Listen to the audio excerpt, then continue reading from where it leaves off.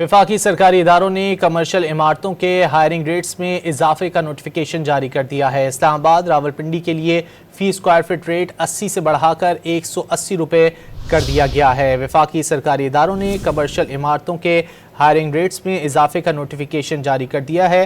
اسلام آباد راولپنڈی کے لیے فی اسکوائر فٹ ریٹ 80 سے بڑھا کر 180 روپے کر دیا گیا ہے۔ وزارت ہاؤسنگ اینڈ ورکس نے نظر ثانی شدہ ہائرنگ ریٹس کا نوٹیفیکیشن جاری کر دیا۔